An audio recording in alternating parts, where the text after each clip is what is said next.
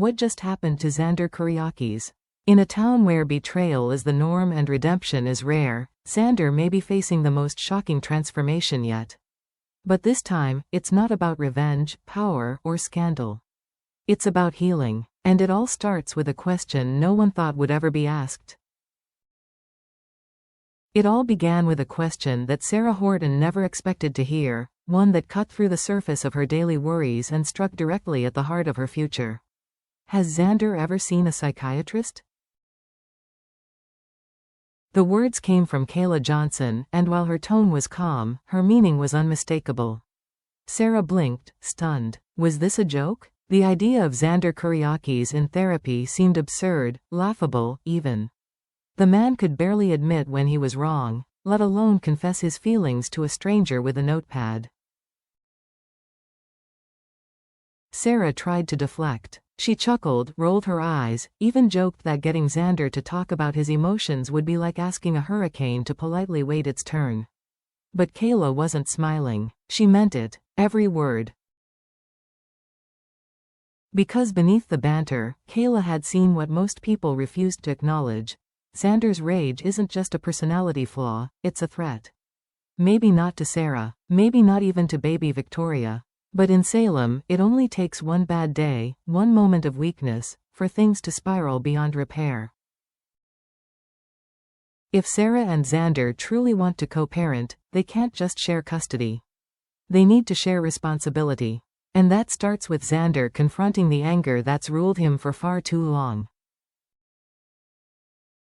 That's when another familiar name entered the conversation, one that carries weight, fear, and hope all at once. Dr. Marlena Evans. Sarah raised an eyebrow. Marlena? With Xander? Kayla nodded. Who better? Salem's most trusted psychiatrist had helped countless souls find their way back from the brink. From trauma survivors to criminal masterminds, Marlena had faced them all, and she rarely lost a patient to their darker side. So, with cautious optimism, Sarah approached Xander. Surprisingly, he didn't scoff. In fact, he listened. Maybe it was the thought of losing Victoria. Maybe it was the flicker of something deeper, an inner voice finally breaking through the static of ego and pride. Whatever the reason, Xander did something almost no one expected him to do. He agreed to therapy. Privately. Quietly. No declarations. No dramatics. He walked into Marlena's office on his own. And from that moment, everything began to change. Because while Marlena is kind, she's not gentle. She peels back the layers, calmly and methodically, until even the most guarded heart starts to crack. For Xander Kuriakis, the walls were finally beginning to crumble. At first, therapy was a performance. Xander arrived with a smirk. He cracked jokes, dismissed questions. He claimed he was only there to make Sarah happy, and that Marlena shouldn't waste too much ink on his file. But Marlena didn't blink. She didn't ask about his fights or his crimes. She asked, simply, when was the last time you felt safe? That question hit harder than a fist. Because Xander realized he couldn't answer it. Session after session, Marlena slowly disarmed him. No sedatives, no tricks. Just the piercing truth, delivered one question at a time. Eventually, Xander began to talk. Not about anger, at first, but about emptiness. About the sting of rejection from the Kuriakis family. About never feeling enough for Victor. About the cold silence of growing up unloved. He spoke of years spent building armor, through power, money, violence. Every punch he threw, every threat he made, was a scream for validation. But beneath all of it, was fear. Fear of being forgotten, of being left behind, of being alone. Marlena didn't interrupt. She simply listened, and when the moment was right, she said the words Xander had never once told himself: you were never the problem. You were just trying to survive. For the first time in his life, Xander cried. Not from guilt, but from release. All the pain, the rage, the shame, it poured out of him like a storm that had been waiting years to break. In that moment, Xander wasn't the hardened enforcer of the Kuriakis family. He was just a man, finally ready to change. As Marlena's sessions continue, she dares to go where no one else has. She doesn't just ask Xander questions, she pulls him deeper into the abyss of his own past. At first, he resists. He wants to focus on what he's done lately, the moments where he thinks he's made progress. But Marlena is relentless. She challenges him to confront what's been buried for decades, the roots of his fury. Through careful guidance, she forces him to name it all: abandonment, humiliation, betrayal. He talks about being cast aside by the Kuriakis family, the feeling of being a pawn instead of a person. He remembers the sting of being labeled unworthy, time and time again, even by those he tried hardest to protect. And for the first time, he realizes his anger was never just about others, it was a defense mechanism. A shield. It kept people out, because letting them in meant risking rejection again. Then it happens. In the middle of one of Marlena's questions, Xander's voice breaks. He doesn't yell. He doesn't storm off. He just stops. His shoulders tremble. His eyes well up. And in a raw, haunting moment of release, Xander Kuriakis breaks down and cries. No theatrics. No rage. Just silence, surrender, and the beginning of something real. It's not weakness, it's power. Because the most dangerous thing for a man like Xander isn't throwing a punch, it's feeling the pain he's run from his entire life. From across town, Sarah watches all of this unfold in small, telling ways. It's not that Xander has suddenly become a saint, he hasn't. But something in his energy is changing. He's quieter, more deliberate. The man who once acted on impulse now pauses, considers.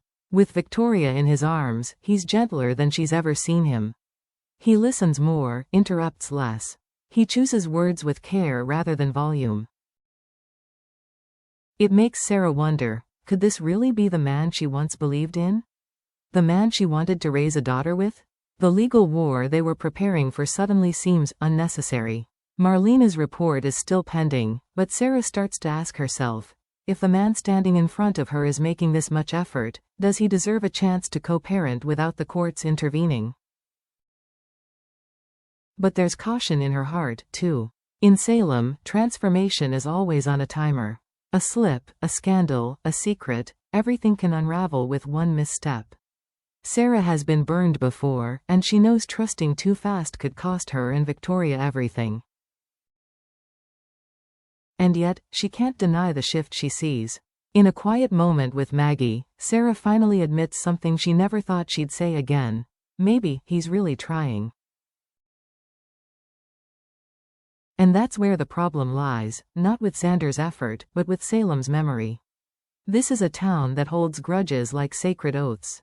People still remember Xander's past like it happened yesterday. The blackmail, the kidnappings, the violence. Redemption in Salem isn't about progress, it's about public perception. And that doesn't change easily. Even as Xander begins to soften, Salem whispers behind his back. At the cafe, waitresses pause when he walks in. At the park, parents instinctively pull their children closer. He's no longer feared, exactly, but he's not trusted either. And what happens if he loses his temper just once?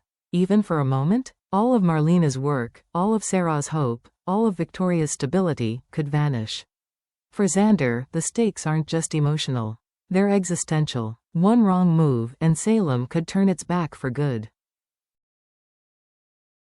After weeks of soul-searching and raw confessionals, it's time. Marlena has compiled her evaluation, and it's more than just paperwork, it's a moral compass for everyone involved. She meets with Kayla first. Then Sarah. And finally, with Xander. He sits across from her, less guarded now. There's no sarcasm, no smirking, just a man who has fought tooth and nail for a sliver of peace. Marlena doesn't dramatize her words. She delivers them calmly, but with weight. You're not the man you used to be, Xander. But you're not finished yet. Keep going. It's not a declaration of innocence, nor a promise of success. It's a challenge, a reminder that healing isn't a destination but a road. And it's one Xander must choose to walk every single day. But for the first time in a long time, he believes he can. And maybe, just maybe, the town of Salem will learn to believe in him too.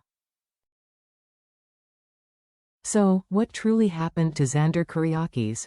He didn't just go to therapy. He didn't just talk about his anger. He faced it, wrestled with it, looked it in the eye and admitted it's been in control far too long. For the first time in years, maybe his entire life, Xander stopped running. He stopped hiding behind aggression, sarcasm, and the armor of being the bad guy. And in doing so, he unlocked something more terrifying than rage: vulnerability. But in a place like Salem, where memories are long and forgiveness is rare, healing is never a straight line. One mistake, one slip, and everything he's built could crumble. Can Sarah allow herself to trust this version of him? Can Marlena's therapy hold when real-world chaos knocks on the door?